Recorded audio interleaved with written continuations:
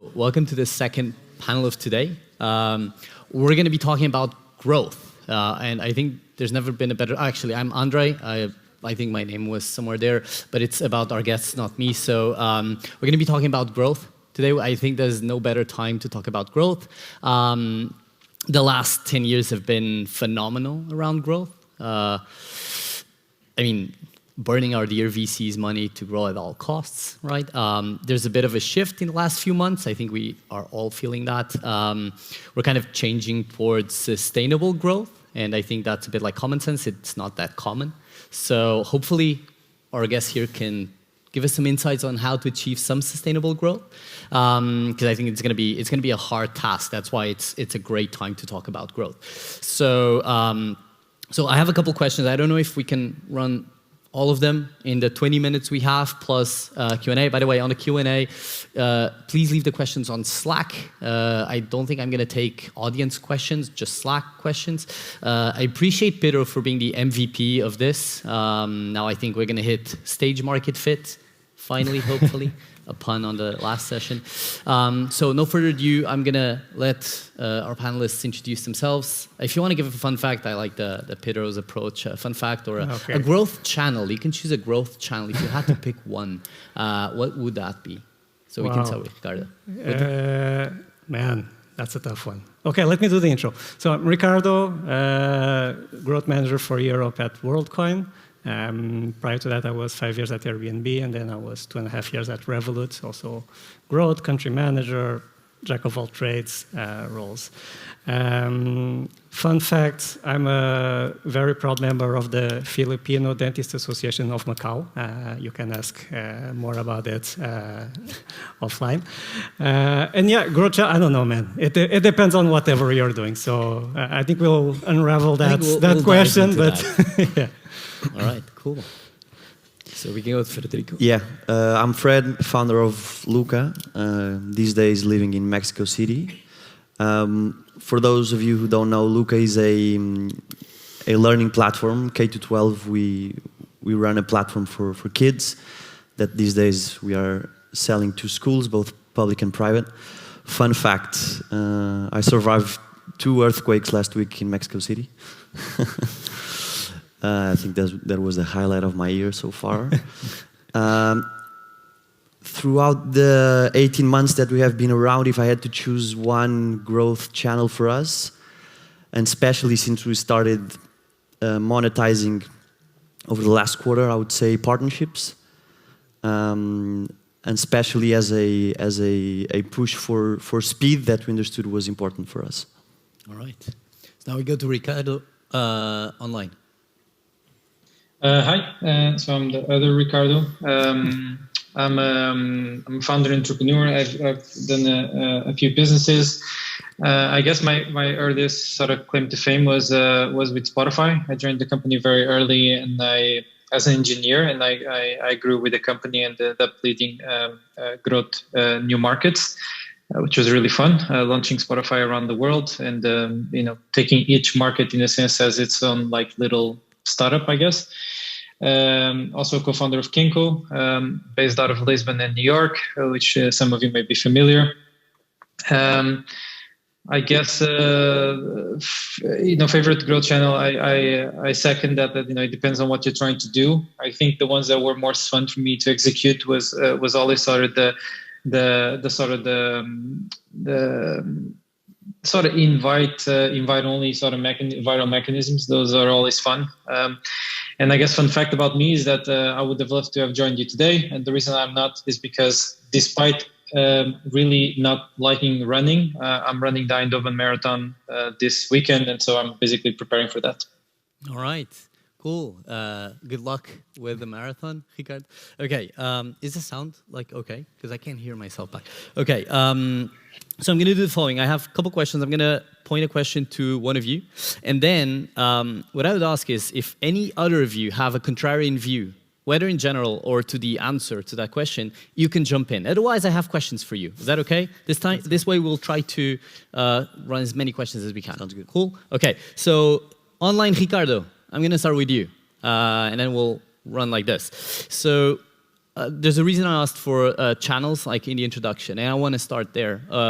Everyone knows that companies have power channels, and most of companies' growth, startups' growth, come from power channels. So I want to ask you, whether through your startup experiences or Spotify, like, how do you see power channels? What was one that impressed you, and how did you get there? Yeah, so I would second that. The one thing there's two caveats I'd like to say, right? Which is, I guess in this case we're boiling down growth to acquisition, right? Whereas growth is several things, but when it comes to acquisition, I think it depends. There's usually a power channel, but it does depend at different stages of the company. So for Spotify in the beginning was word of mouth. It really was that. Then it was invite. Then it became PR led, and we were extremely good at it.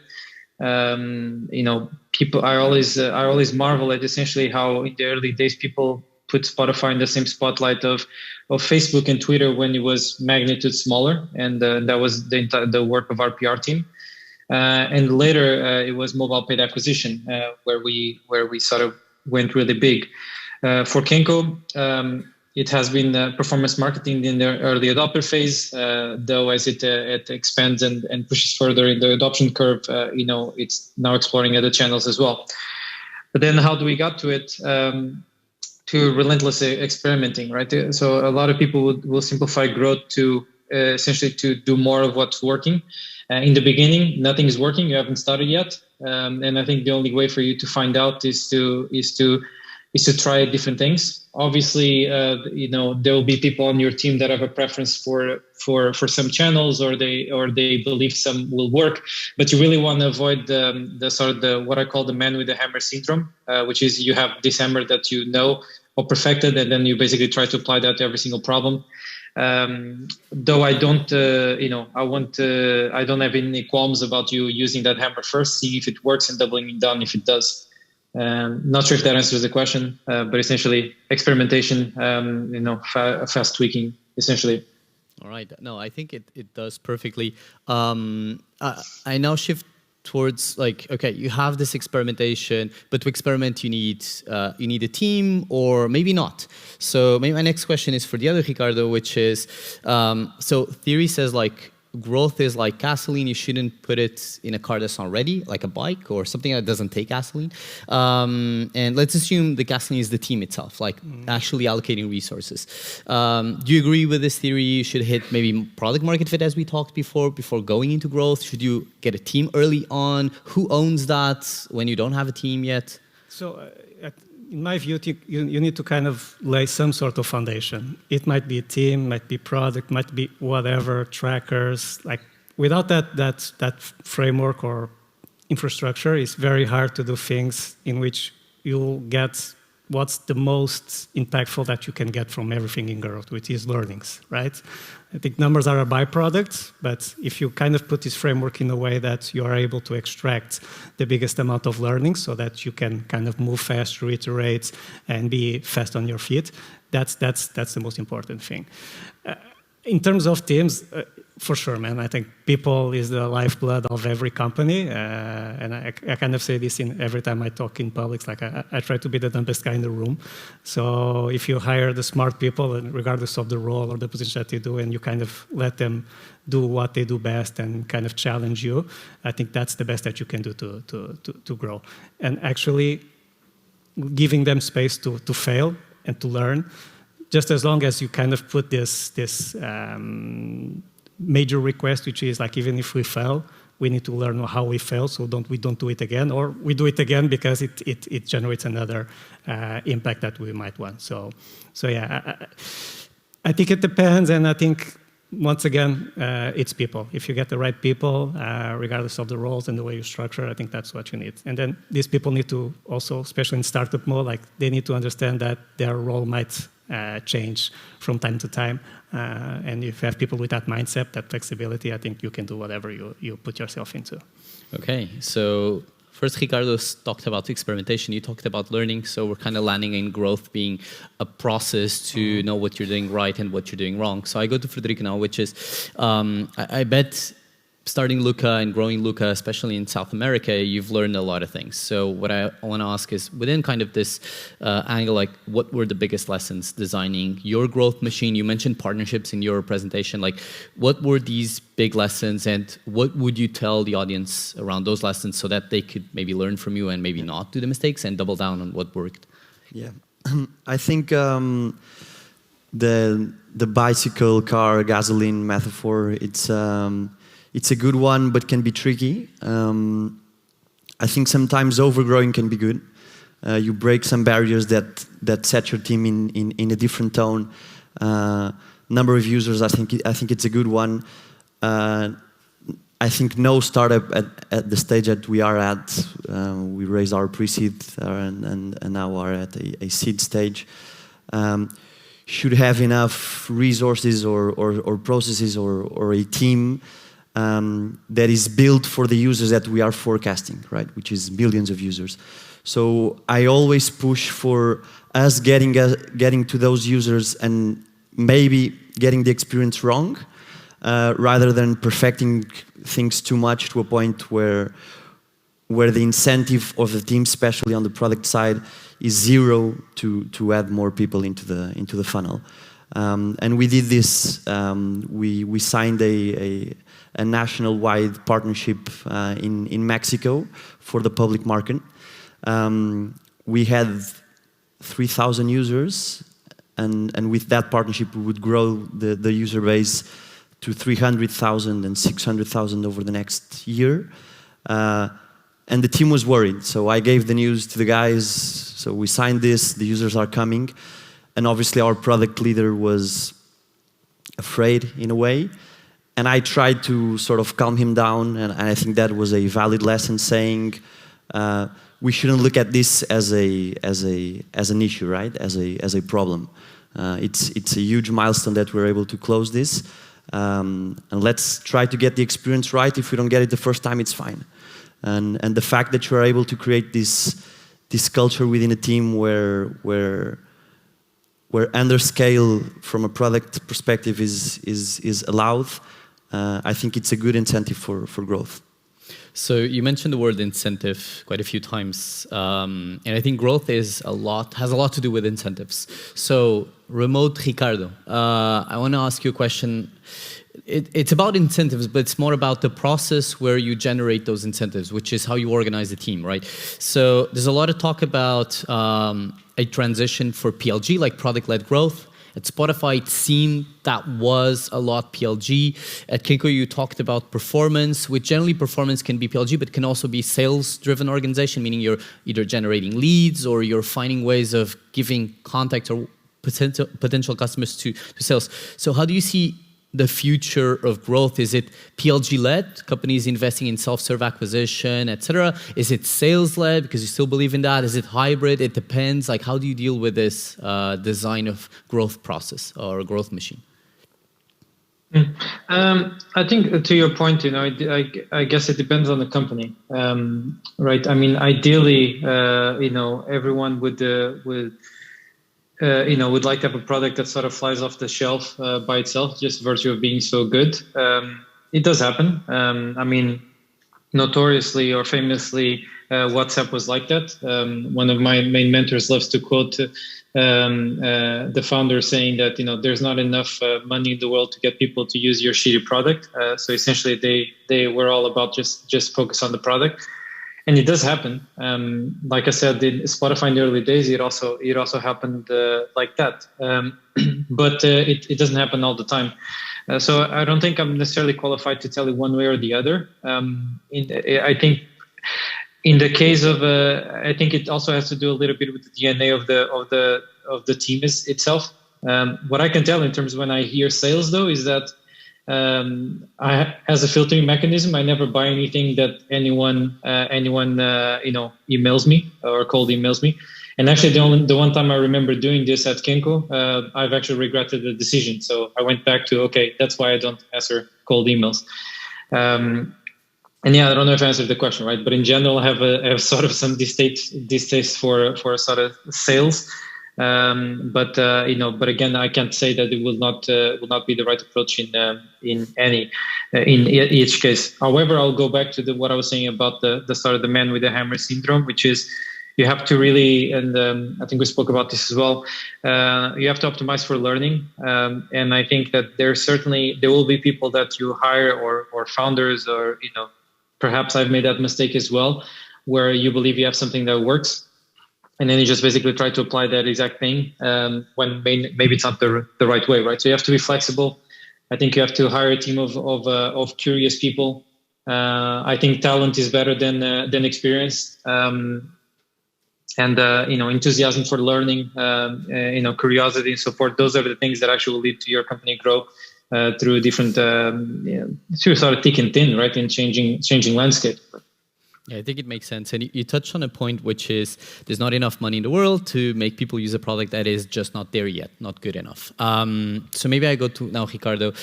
But I want to shift it around. I want to talk about retention, because a lot of people talk growth, just top line growth, like grow users, customers, paying, whatever. Not a lot of people talk about the retention side of growth, right?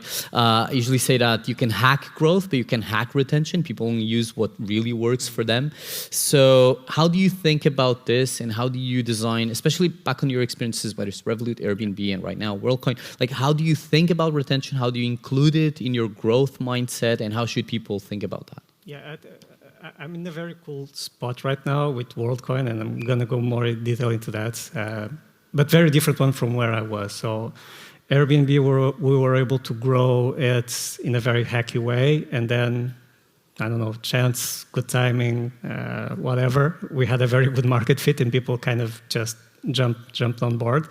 The same with Revolut, which meant that most of our growth was organic, and our challenge as growth was to be as competitive as the cheapest channel ever, which is the organic growth, right? And going back a little bit to this product-led growth, I think that's the biggest risk, especially today, that we all work in silos. Like for me, it doesn't make sense that product does their own thing, growth does their own thing, and then there's like a team that overlaps. Like everyone should be aiming to the same North Star goal, which is growth, and then everyone should be working together. But I guess in terms of spending money versus and how do you manage retention? We're in Worldcoin, we're going to that challenge right now. So, and for you don't know Worldcoin. So basically, Worldcoin, we're a crypto project that we're rolling out our cryptocurrency. And our goal is to distribute it fairly to everyone in the world, right? And the way you use it is through biometrics, so that you don't have to share any data. You just need to go to a physical location and claim your token. So basically, we have the best market fit possible because we're giving out money. So then comes the challenge of retention, right? And that's what we're working on right now.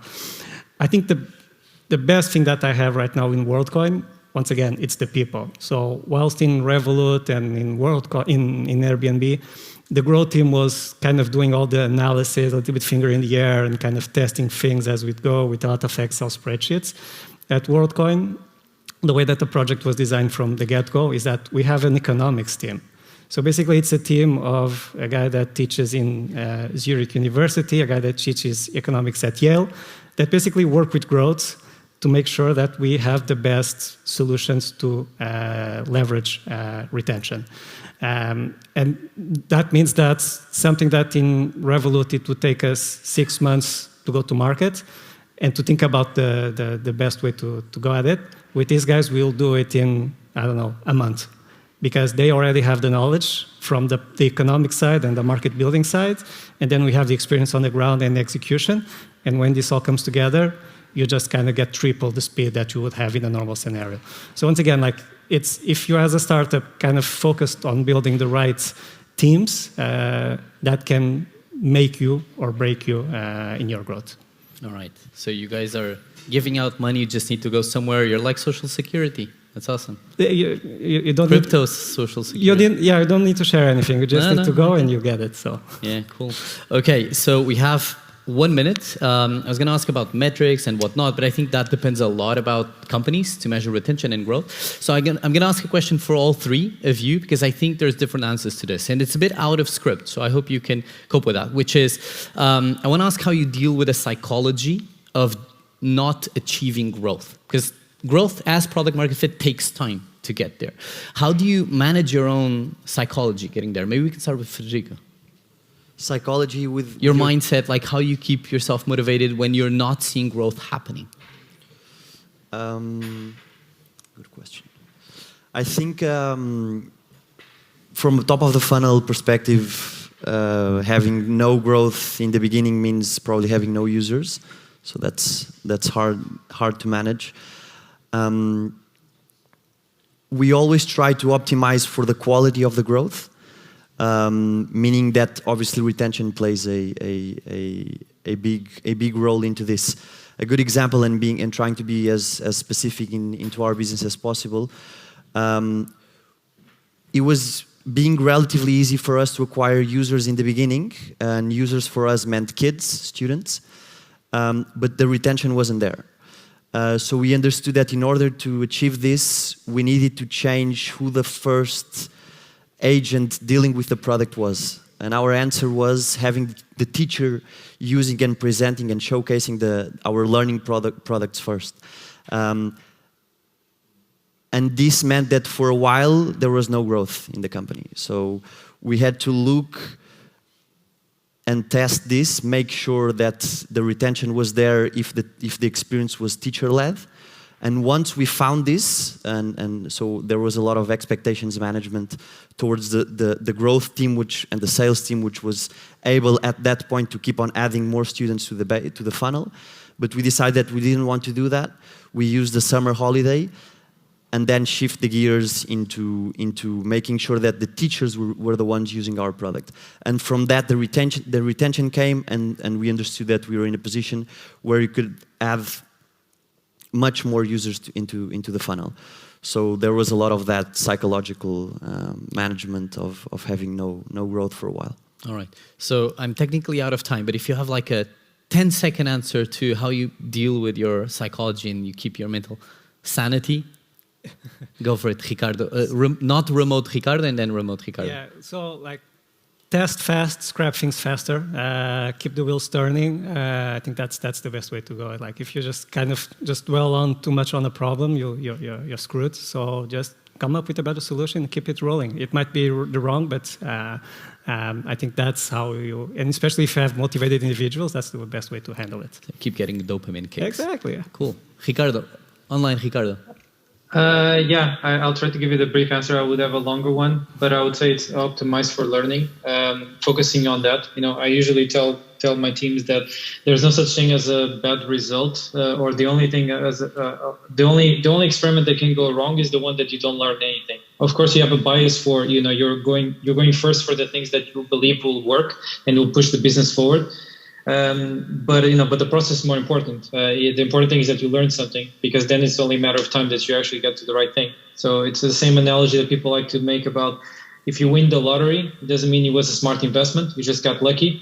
Sometimes you don't win and if you don't win, you won't celebrate it. But the question is, was it a sound process anyway? And did you learn something? Like, does this allow you to move forward? And so I think that's how I keep that sanity. But it's difficult at our organization level. If you have your people don't believe that process, so they're not very diligent about it. Of course, they'll lose their minds, and everyone will have a theory why things are working or not, and that's where bad things happen. All right, great. So we're gonna go to the Slack questions. I don't know who's supposed to. You, Pedro? One of the Pedro? There's so many Pedros. I just picked Pedro, and one of them will talk. Any Slack questions or any questions at all? Right now, still, I think Pedro from MyCareFirst is writing, but I can go it's ahead. It's Pedro, right? Even yes. Okay. But I can start with, how should the founder allocate resources to the growth team? So hire new designers, engineers for the team, or pluck them away from existing teams within the company? So allocation of resources, individual teams, splitting the effort. Who wants to take this one? You're the founder. I can take it. I think it's. I know some some founders have stated a different opinion throughout the morning. But I think it's very important there is a very clear growth lead within an organization, someone that can take ownership on the growth of the company. Depends on the founder profile. I think that ownership and leadership sometimes can be taken by the founders or one of the co-founders. I think it's something that for us has worked well, especially in terms of defining where we wanted the product to go. But over time, what has worked best for us is, from a growth perspective, invest more in product-related roles than in pure growth, for example, performance marketing-related roles. I think going performance marketing dependent too early might be a mistake. And yeah, that's what we did, and it's sort of working for us. I would just add, and from the growth, asking the founders, and this might be a little bit counterintuitive, but that's the way I like it. It's like, you should only hire if you're bleeding, right? Like you shouldn't be going and building a massive team from the get-go, because that will basically not help you filter out what are the things you should be testing, because you're going to be testing a lot, and then that's when things get murky. So having smaller teams and having people focus on the things that we actually believe that might move the needle, for me, I think that's the way to go. And I think it helps a lot in this kind of weeding out what's good or versus what's not good, because you're under pressure and you have a small team, so you have to be effective on what you do. Ricardo, online. So you mentioned that on Kenko, one of your power channels was performance marketing. Do you agree with Frederico there on how to allocate resources, especially if your power channel is performance? I know Kenko is a bit different as well, but go for it. Yeah, I mean, I think that I agree that, I think that in general, I would like to have someone on the founding team be the sort of the owner of growth for the longest time. I mean, I don't know of any startup that, or at least any venture-backed startup that doesn't obsess about growth and does, it needs to be a core thing of the company. In my case, it was me. For the things I wanted to test, oftentimes I would use agencies until they became very consequential to them, and I brought them in-house. And then I hired people to initially I did it myself until I could know more, and then I hired people to take on that discipline. All right. Okay. Thank you for the answers. More questions from Slack. So Pedro from MyCareFirst asks, when referral programs fail, at what stage should you implement one? When you have the way to track it properly. Because I think that's the challenge with referrals, and especially if you don't track the retention, it can be a money drain if not done properly. So unless you have a way that you're 100% sure that what you're getting, actually you're getting return out of it, don't do it. Any more answers on referrals?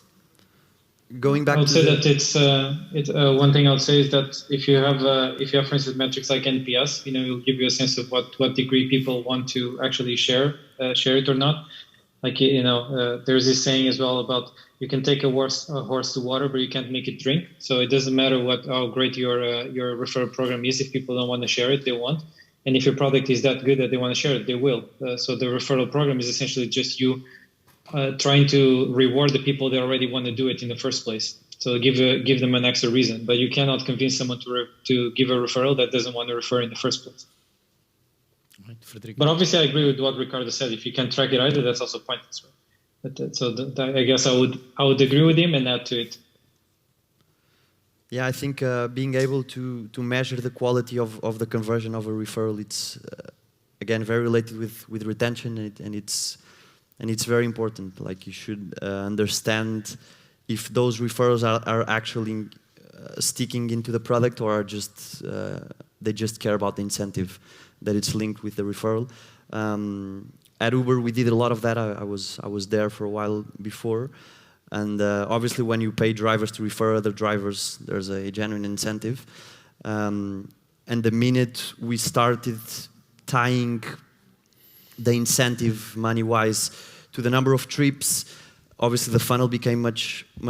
It shrunk a lot, but the quality of the engagement and the trips that we were getting from those referrals was was much more interesting in the way that we wanted to grow the cities. I just want to add one thing, which is not a lot of people tie together, but it's CAC, customer acquisition cost. And if we talked about incentives, right? So if your CAC isn't enough of an incentive for referral, you either make it too expensive for a proper growth acquisition channel, or you'll never get there because people won't be incentivized to do that. So I think it makes absolute sense. More questions from Slack. So we have Maria saying, no more time. So I think I'm going to wrap this up. I think we actually ran down almost all questions. So I think we're very performant on this. So I want to appreciate our panelists here and all their answers. I hope this was useful for all of you. And thank you very much for being here. All right. Thanks, André.